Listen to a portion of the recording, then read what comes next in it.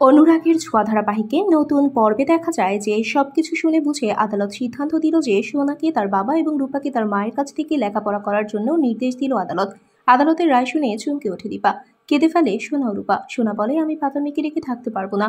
রূপাও বলে, আমি হিংসুকুটিকে ছাড়া থাকতে পারবো না। সূর্য তো মহা খুশি এই রায়। কিন্তু দীপা আবারও আদালতে দাঁড়িয়ে বিজ্ঞ বিচারক মহোদয়ের দৃষ্টি আকর্ষণ করে বলে, আপনি দেখুন আমার মেয়েরা কতটা কষ্ট পাচ্ছে, আমাদের কারণে ওদেরকে কষ্ট পেতে হচ্ছে। সূর্যের উকিল রাকেশ বলে, আদালত যে রায়টা দিয়েছে সে রায়টা খুব চমৎকার, কিন্তু নিজের লয়ার ছাড়া এভাবে থ্রেট করতে পারেন না তিনি। দীপা বলে, আমি আমার বাচ্চাদের বাবা, আমিই তাদের মা। এবার সূর্য কিন্তু কথা বলছে, জানিয়ে দিল আমি আদালতের রায় মেনে নিয়েছি। তাহলে দীপার কি সমস্যা হচ্ছে রায়টা মেনে নিতে? সোনা এগিয়ে আসে, বিচারক মহোদয়কে কিছু একটা বলতে চায়। তাহলে কি বলতে চায় এবার সোনা? বন্ধুরা, তোমাদের কি মনে হয়? এখনই একটি লাইক দিয়ে এবং কমেন্ট করে জানিয়ে দাও তোমাদের মতামত। ধন্যবাদ।